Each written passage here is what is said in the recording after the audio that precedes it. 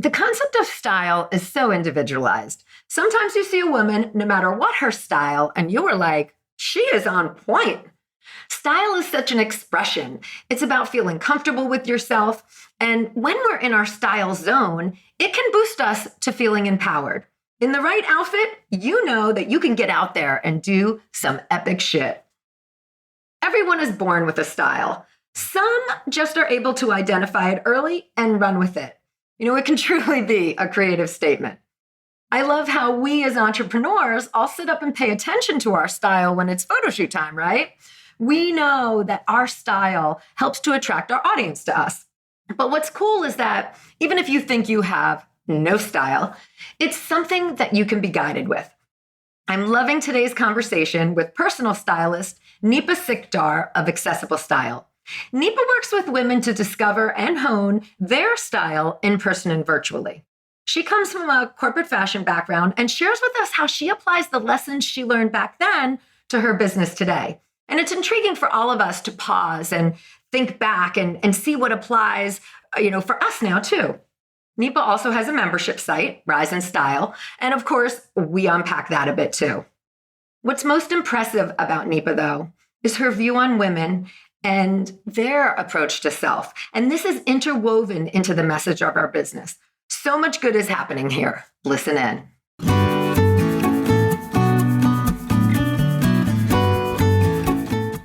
You're listening to the Long Game Podcast with Sandra Scaiano. In a world where everyone is doing, it's easy to get lost in a sea of comparison, secret tricks, and promises of overnight success. The long game is my approach to business. The actual day in and day out philosophy that you have to show up, you have to do the work, and there's no quick fixes for long-term success. I'm a web designer, digital strategist, and energetic thinker, and I'm here to share the process and lessons I experience with my clients daily who are going through the same struggles of building a business as you are. We'll hear from successful entrepreneurs sharing their long game strategies, and I'm fun, so we're going to have a little fun along the way too. Thanks for being here. Let's get to today's episode.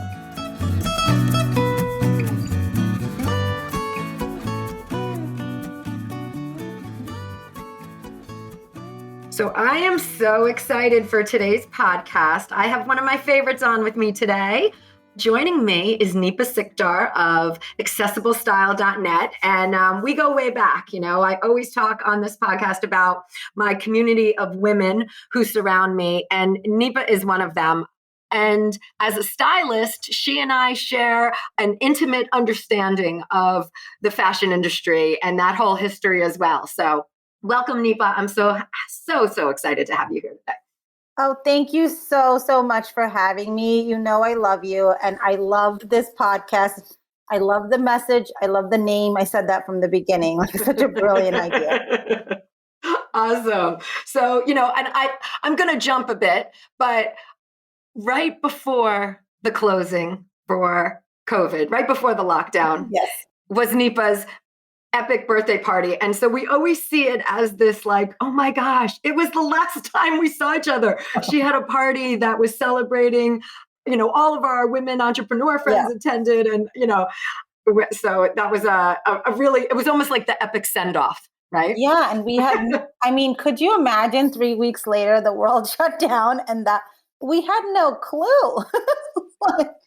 And then no contact besides Zoom for so long when we are really in-person people together. Yes. I love to be with people.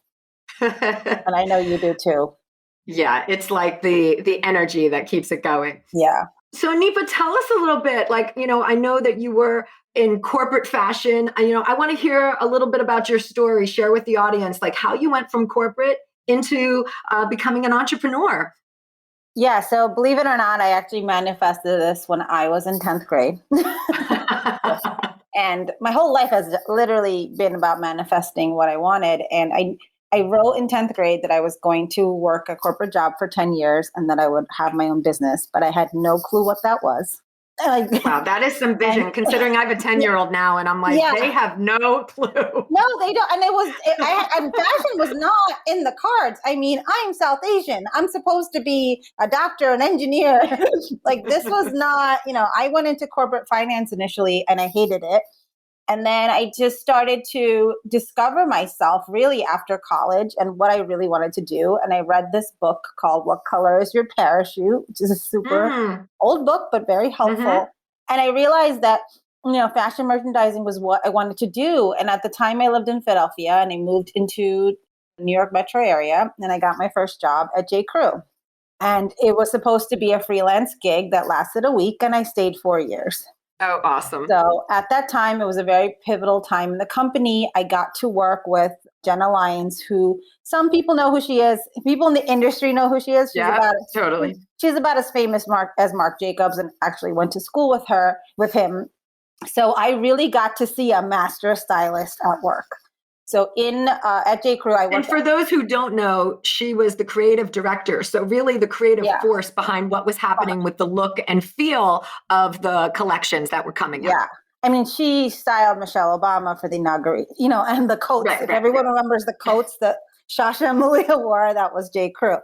I got to see her firsthand, and I worked in merchandising. So in that job, I mean, it was such an intense job, but such a job that really catapulted my career and really was the foundation of the work I do now. Like everything I learned there, I didn't know it at the time, but everything from working very close to our CEO, who was literally he's right in my floor, a few feet away from me. He would call us into his office and say, okay, what's the best style that you bought? Why'd you buy it? Like he would drill us. What color did you buy? What price? Why is it on sale? That's so intense because it makes you question yourself, right? Yes. You're like, It was so intense. It was, we used to joke around. It was like reality TV before reality TV existed. But in the weirdest way, he taught me so many lessons. And the first thing he taught me was about customer service. And it's like pivotal to my business and to my career. So I was there for 4 years and I worked with people like Todd Snyder, who has his own line, Marissa Webb, who has her own line. Samsek has gone on was the creative director. Like these people that I worked with, they've now gone on to do these amazing things. So it was really a wonderful time. We launched Crew Cuts, Madewell. So cute. Footwear and accessories got revitalized. We did bridal. It was just such an amazing time. And then, then it was time to move on. So then I moved on to Liz Claiborne and I worked in wholesale and retail, which basically I sold to stores as a buyer. And then I also I worked right on with retail stores. And then finally I ended up at Donna Karan and, it was the job I thought I always wanted, but I realized like most of us, right? And a lot of us shifted, I noticed around 2012. I don't know what was going on in the year of 2012, but it's funny, the entrepreneurs I meet now, so many of them have this similar story of you want more balance, you have a family, you want to have, for me, I wanted a more direct connection with my customer. And so I just had this idea at school drop-off one day. I was at school drop-off and I saw all these moms, we walked to school and it was mom after mom after mom looking tired and exhausted. Meanwhile, their children were skipping and dancing and happy and dressed well. And they looked like they could have been out of a Gap ad. And this thought occurred to me that why is it that we take care of our children, our husbands, our families, our parents, whomever, but not ourselves? Why are we last on the list? And that's where the idea from the business came. But, it was like just a seedling. And then, and then it grew into a business that I've had for 6 years. Well, that is one of my favorite things about you is that, you have really woven women first into your business concept. It comes out in so many ways. Obviously, fashion is an outward piece, but you're really about the soul and how women feel about themselves and how they perceive themselves, how they look at themselves, all of that. Yeah. Figuring out your personal style is a journey in self-realization. It really is. That's boom. Quote me on that. There it is. It's so true. Yeah, it's so true. Yeah. You're going into, you're working so intimately. Now we're fast forwarding. So you have accessiblestyle.net where you're a personal stylist. You work with female entrepreneurs to help them reimagine their style, get them ready for events, speaking, and you also work with people who are, having weddings or things like that too. But you're going into an intimate place in people's lives, like their closet, and try this on and let's see. I mean, working with you is an intimate experience. It is. So my first joke when you work with me is I get to see you in your underwear without having to buy you dinner. Usually that takes it off. That takes off that pressure. And when when we were doing all one-on-one work, it was just, does my house look good? Like it was, in my closet. I hold that my position it's like a sacred thing to me. It's important that my client trusts me. It's important that, I think there's this misconception and I get it. Like when I show up, I do dress well. That's because that's my career. It's like a trainer, not looking good. Image is part of my business, but I am intimidating sometimes because they're like, oh, what is she going to wear? And I really try to take that intimidation out. And there's another reason why I launched this business was my industry, whom I still love, is very intimidating. It's this velvet VIP rope you can't get past.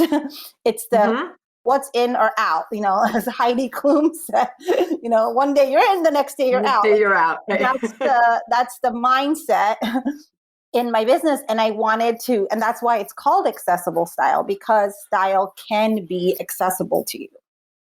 And I like too that you are not, you use designer brands, larger brands, as like salt and pepper in terms of your whole wardrobe does not have to be couture. You can have a bag, right. But it is accessible because we think, oh, the more money I spend, the better I look. And that's not it. You can spend all the money you want, but if the pant isn't right, fit for your body, it doesn't matter. It doesn't matter. And so, we really, it's funny. I joke around that I'm a little bit of a therapist. We really go in and we figure out, I don't have a degree, sorry, but we really go in, but I do have that experience. I worked with fit models that would actually wear the garments and I would have to approve what they're wearing to make sure it fit correctly. And I would look at return rates, and see why are people returning things? Fit was the reason, so we'd have to go back and edit that piece. So it's similar to the work that we do with clients, and it's getting them to really understand that, things that I teach are sales mentality, like stop buying it just because it's on sale. That's a huge one. Or there are there are two kinds of women that buy a lot and women that just don't want much at all. So it's some women, it's the thought of shopping overwhelms me, so I do nothing. And then other women are just like, oh, I'll just get this one thing here, one thing there, and then you're a bunch of one things that do not create a wardrobe. So you're not only working with people on their individual body type and things like that, you're also working with them on their building out a wardrobe. Like this goes with this, and here's an outfit that you can create, not just separates all over. Yeah. So, most people will hire me for my transformation, which is a 3-step process, which is in a closet edit or a store, shopping, and then styling, so that we can build a foundation, because we don't have most closets I go to. It's a similar story. It's like they have a lot of tops, but there's no pants to wear with them. So how are they going to put that together? And I have, through the wonderful use of technology, I have tools in place. We are able to communicate with each other. I'm able to share looks with them. They're able to purchase them. It all it's funny. My approach is using style as a strategy. So I use the strategy that, my background is strategic, and I want you to develop a strategy so that you're not just aimlessly shopping. This is what it is. You're stuck with all this stuff that you don't like because you're just shopping without thinking about it. Yeah, I love that. Bringing a purpose to it. And I also want to go back to the point you brought up of data. I mean, we can I love data informed decisions. Yes. I use that in my business and with my clients all the time, because it helps really set the tone for the next step or set the direction. And, even with going into a closet edit, you can say, all right, the data is you have all of this and none of that, so it even trickles down to that point. Yeah, every session we work together, I provide what is called a style assessment. So it's really, I joke around. It's kind of like, if you go to the doctor and you have an issue, they tell you what it is. So I kind of go in and I go in just, you're paying me money to help you come up with the solution, right, to your problem. So I think about it very strategically and I break it down like, okay, here's what's missing. Here's the shopping list we need. Here's what I see you doing, and I will literally photograph things whether it's in person or on Zoom so that they can see, oh, okay. It's not that people don't have style. And this is something that a lot of times women will say this to me, I have no style. I don't have the right body. My body's weird. My ankles do this thing. My arms are this. No. So it's critical of themselves too, right? Very critical. And it's just like, no, we just have to make some tweaks. And it's a process. Like I said, it's a journey in self-realization, but your personal style changes with every decade of your life because your life changes. Mm-hmm. And we are not wearing what we wore in our 20s, not because it doesn't fit, which is a good reason, but it's because we are not the same person. Mm-hmm. So to think that you're holding on to this stuff that you're not wearing, it just to me, it's silly. It's, and so that's where I start to talk to women about, look at the energy that item is taking space in your closet. You're not wearing. So how about you're giving valuable real estate to something. Yeah. And also it's that mindset thing too of like, well, it's going to serve me going forward when it's been in there long enough. It's not. Yeah. And that's always like one of their fears is, if I let it go, what if I want it again? And you don't really want it again. Right. It's just, even if it comes back in style, your body may be different. It will look different. So you're most likely going to get something different. Awesome. And I want to, you mentioned like shopping and you go out and you take photos and all of that. So like, how was your business affected last year? Because you run, in the past year with COVID, like you run a mostly in-person business. Even though you have virtual, you are physically in stores, pulling styles and that really shifted everything in your whole entire business. So let's talk about like people not leaving the house and how that shifted as well. Like, tell us about what your experience was. Yeah, so March 12th, 2020 is in my brain. In your mind. Yeah, it was a Friday. I went to stores because, I have really good relationships with my retail stores. And they're, I have partnerships with them. So I was talking about I went in to say, okay, what's our plan for this COVID thing, right? So I literally had the idea that, okay, well, I'll see you guys in like 3 weeks. Like I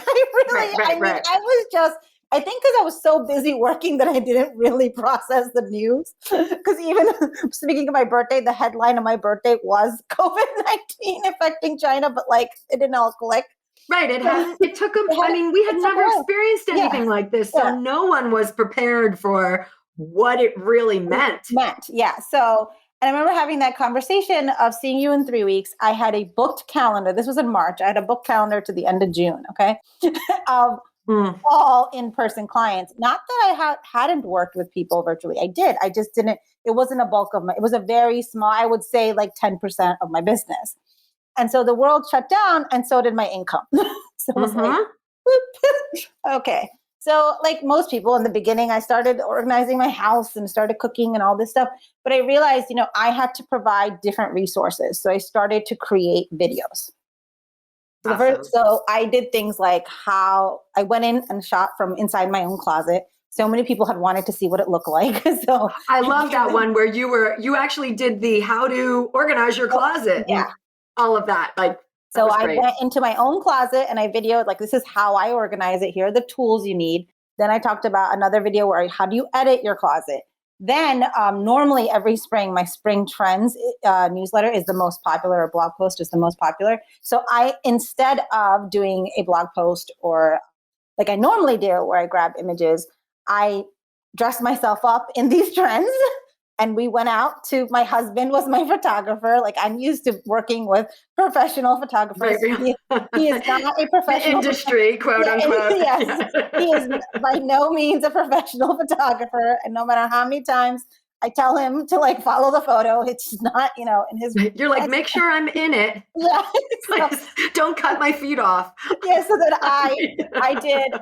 So I dressed in those trends, and at first I was like, okay, people are dying. Why am I talking? Like, you feel guilty, you know? And, you know, yeah, I wasn't really making any money, but I, at the same time, like I was still well off. Like I had a roof over my head. I wasn't sick, you know, and it felt strange to talk about something that sometimes can come across as frivolous. But the feedback I got was, thank you. Thank you for being a ray of sunshine in my feet. Thank you for exuding positivity. Even though I'm not going to wear any of these trends because I have nowhere to go, I like seeing this because the news was so sad. And it was all encompassing. Yeah. It was like having this was an outlet for all of us. Agreed. And then as people really got more into the Zoom, you know, then I did a video on what to wear, you know, how to prepare for Zoom and, you know, all the elements that are involved, not just your clothing. So that kind of became a very popular video as well. So that's sort of how I kind of got through it. And then by the end of April, I started seeing one-on-one clients, but it was all virtually.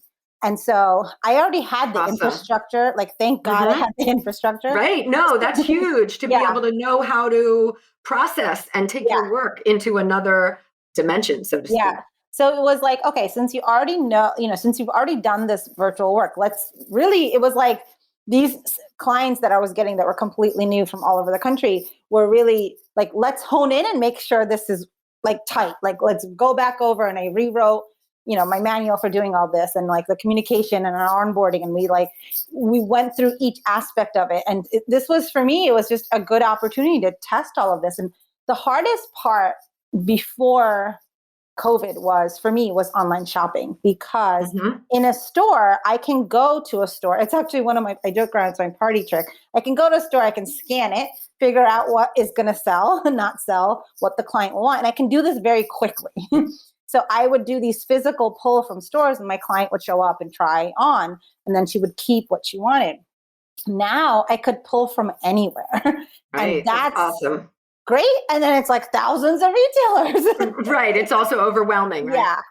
So I had to learn really like how to do that efficiently, how to communicate that to my client, the exact structure. So now it's really funny, but now that the world is opening, I'm like, oh, online shopping is probably what I'm going to keep doing because it allows me to essentially get things from anywhere. And what's really invaluable about your experience with that is that you know retailers and you know fit. So if someone says I'm a size, 6, then you might know to upsize it in that brand so that they are ordering proper sizing when they're doing the online shopping. So that's a huge bonus.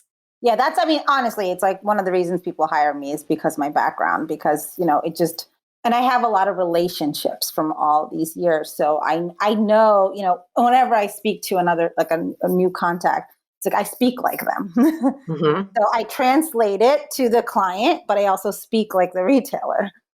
Right. And you're also able to understand and use that information to guide your client. Like, hey, this has been on the floor for X amount of days, so it's going to go on sale or it's going to go away if you don't purchase it. Right? Yeah. So my merchandising background has been crucial because I can spot the styles where, as I'm like literally finding the pieces and adding it, we use an online closet tool. As I'm adding it to this tool, I put the comments in like, this will sell out, get it today. Or, I know, I just know. How often do we wait? Oh, I don't have time. Yeah.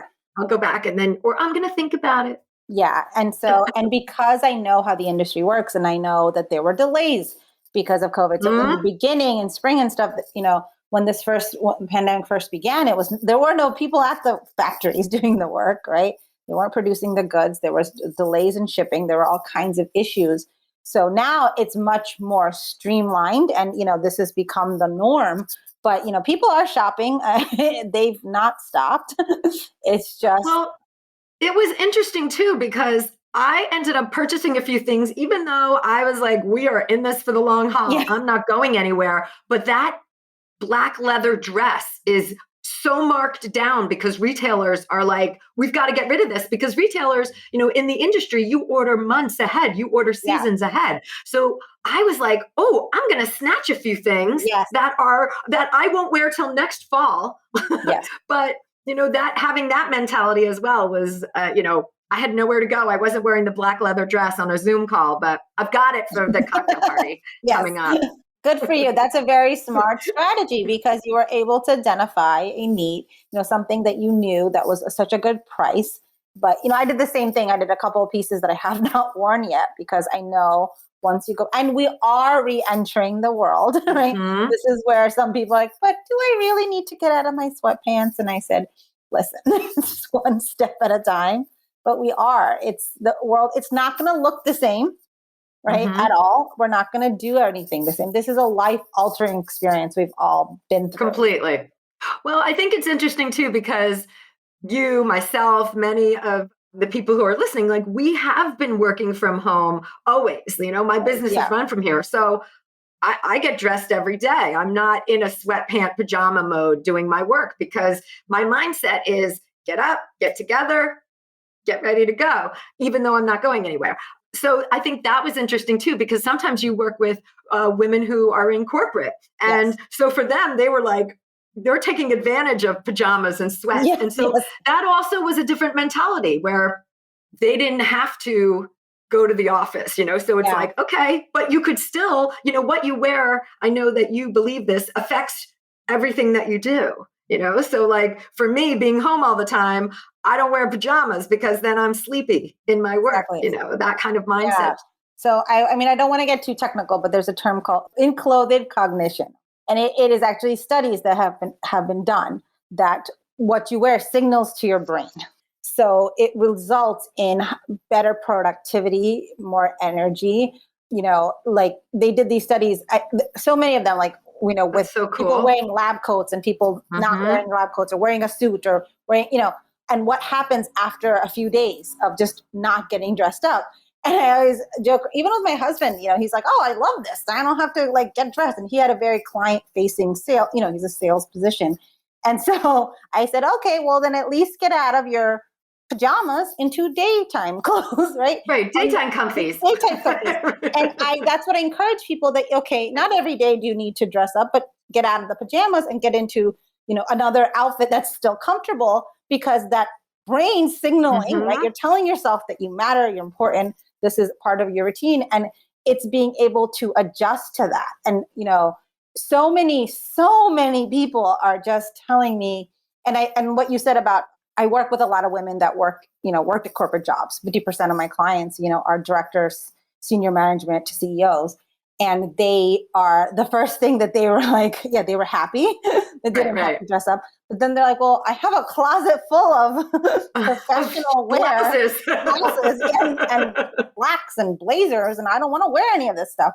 So the challenge for them is, okay, Neepa, now what do I wear? Mm-hmm. So we were doing smaller shops, just of little things to kind of tops. For a lot of my clients, we were doing small shops of tops for Zoom that were just, things that they wear Zoom. Or, okay, you're not wearing a blazer, but you could wear a soft cardigan, not that traditional cardigan, but it's like in between a blazer and a cardigan. These are these little tweaks that they were doing. Or, some of them were like, okay, well, I'll be professional on top and sweatpants on the bottom. And I said, that's fine. But at least you're getting into the habit. And they showing up for their calls, their clients, their team members. Yes. Because they're still in meetings. They're still doing the work. It's just, and, I think one of the biggest lessons that companies have realized is they didn't need all that office space, because totally. Right? Because we're still productive. Actually, I think there's studies that we're more productive because we're not commuting. So that was one of the challenges that I also had in my own wardrobe, is that I didn't have enough casual clothes, because, I would be out to events. We did a lot of events. I would dress up, or I would be in client homes, or I would be in stores. I wasn't home. So even that shifting of being home all the time, I was like, okay, I don't really own many sweatpants, but athleisure is now becoming a bigger part of my wardrobe, because one great thing is athleisure is on trend, but it's becoming more refined. It's not looking as messy. It's become sleek. So, and there's more colors and patterns, and just, it's a slimmer lines so that you do look a little bit put together, even though you're wearing technically sweatpants. It's crossover. Yeah. It's crossing over a bit because you could go to a yoga class or for a power walk, but it's that crossover look. How you shifted into virtual was almost like a layup. You had an idea for a long time to have a style membership. I know we've talked about this, and you're super community oriented. So like, how did this past year help you or push you into opening your Rise in Style membership? Like, that is such a natural parlay to kind of be like, this is the year to do that and, to launch and open that idea up. Was it instigated by that or? So one of the biggest blessings, and I feel like there have been we've all had blessings through this past year because of the realization of like what we thought was important, what really matters. It really gave us that space to figure that out. And you're right, I had this idea for 2 years, but I didn't know exactly what it was going to be. And looking back on it, once I launched, so many people are like, this is the idea you had from the beginning, from that school drop off. It was actually that community that I was seeking. And I have to say, with everything that happened with last year and like the racial bias and all the protests, and being a woman of color, being a minority, being used to being the only brown person in the room, I actually started to look at all the communities that I belong to. And I said, okay, well, do I really want to be in them? And that you've seen it too with the whole shift in the coaching industry of all these coaches being called out for their racial bias. And it's not that they were purposely being this way. It's that, the examining of it.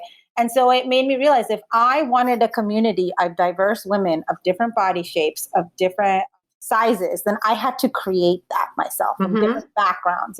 I had to create that community that I wanted in the world.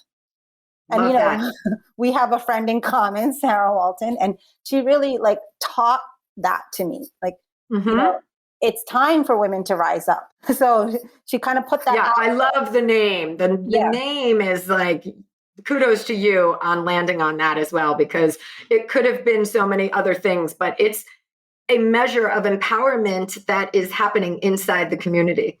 Yes. And my whole thought is that a size 2 and a size 22 can still be friends, right?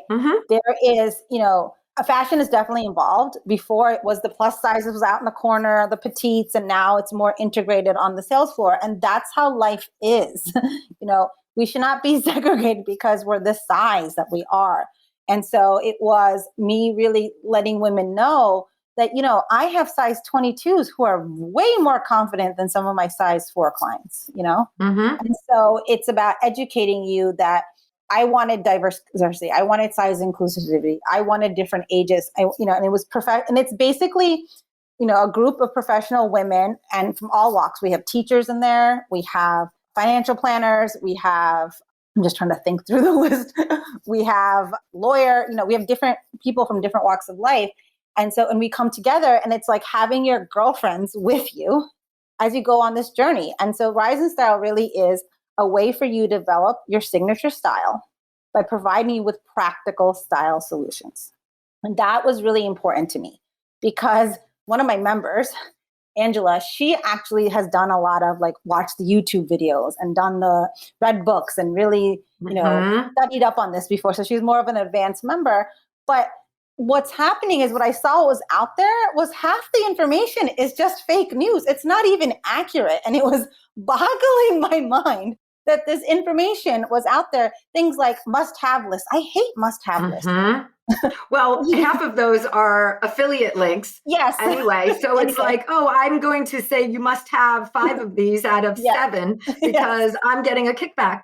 Well, that's the whole piece. I mean, I deal with that in my business too, of people thinking they can piece together a program from free information. And it's not only the information, but it's the implementation. What you are bringing as an expert into a community, into your membership is about, okay, we could all read something, but how does it work for me? Yeah. How do I move forward with that? And it was my desire to really educate people that really, it's funny. It's like, I guess I've become a teacher and And I have teachers in the group, so it's really funny. So I'm like, how am I doing? Well, you're a guide. You're taking people through the journey, right? And it's also because, people relate to me because I go through it with them. I've gained weight during COVID. I've gained 12 pounds during COVID, right? It happened. I have trouble still sometimes. I put on 5 pair of jeans, so I find the one that fits on a given day. Like, this is real stuff that happens to women all over the world. Mm-hmm. So it's that sense of we're in this together. And community, like you said, is very, very important to me because I want you to know you're not alone. I want, we have problems, but like we get together and talk about it. And one of the best parts of the community is, people snapping a photo of their outfit and saying, hey guys, I wore this today. And then what do you think? And it's just been beautiful. Is the community in a Facebook group that people are sharing that? Yes. So that's a portion, that's the extended portion of it? Yeah. I love that because it also, from a membership standpoint, when you build community, you're active in the beginning so much. Yeah. 90% of it is you getting it going. But as you build that community and people form relationships within the community, number one, that's why they stay. That's a retention mechanism to take it to a business place, but it also eases up on you. It's not that you fade out of the picture, but you're able to pull back a little bit and not be the driving force. Like the women are able to connect in the membership and have that conversation and support each other. Yeah, we launched in November and we're in April, and we have monthly calls as well. It's via monthly Zooms. And the last one, I swear, I got off and I felt so proud because the women were really helping each other. They were really, they asked such great questions. They came prepared and they were, because we're our own biggest critic. So sometimes, when we look in the mirror, we see that one spot that we don't like on our body. We zone in right on that spot. But if someone else is telling you, no, you look good, and it's not a salesperson at the store that wants commission, it's someone that has no vested interest in this and is going to tell you an honest opinion. And, what the great thing is we obviously have attracted very nice women. We're not going to be mean about the comments, but women will say, okay, well, how about you try this? Like they're giving suggestions to each other. And, we really foster that. We want, we have these prompts that certain things such as like, do you have a go-to rain jacket or do you have a pair of sneakers? We ask these questions within the community to have the community be a resource. Oh my gosh, I love that. That's like, all right, I'm in because I need and we've talked about this. Yes. Like I need that. If I see it, then I'm like, that's for me then. So I love that. And I want women, that's the thing. And we're getting ready to push, a bigger, get more new members in right now. And that's what I want. Like, if you found something that you love, tell your girlfriend about it, right? Who else are you going to tell? And it may not work for her because it may not be your body type, but we're learning body types in the program. But you'll still, be like, during the last call, there was one of the girls talked about a brand and the other girl's like, oh, let me go check it out. And she went and checked it out. And she's like, oh, I love this brand. Right. It's like a discovery of things that you wouldn't normally find on your own or something. So, oh, that's awesome. I really love that. And I love that, it's a space for you. It's so on point, not only for the fashion piece, but for the women's piece that we talked about in the beginning. Like, you're able to come in and do all of that work with women and their mindset and how they feel about themselves and have that conversation, like have a place for women to have that conversation. So I'm so happy for you with this membership. Thank you.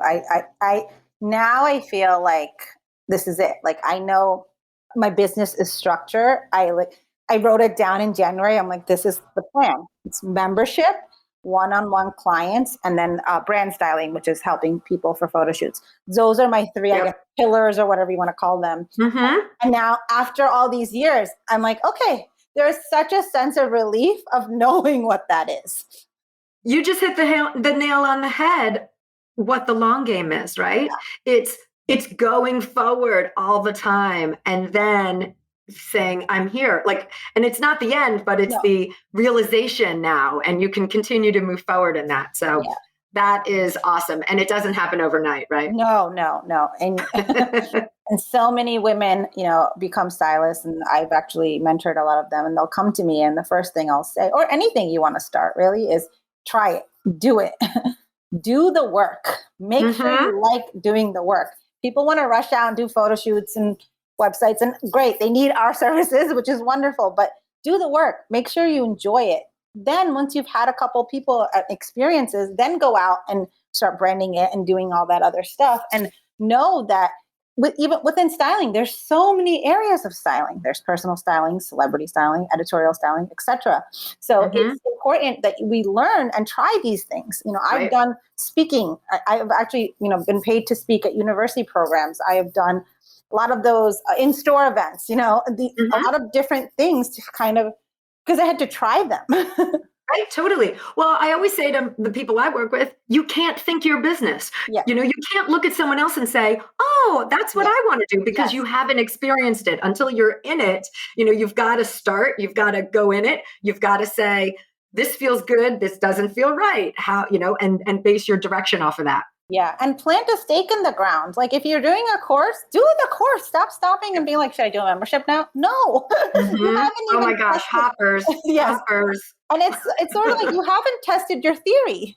So just like I did when the world shut down and I re-looked at my online styling program, I reconnected to, I'm fortunate, I'm part of 2 personal styling and image consulting communities.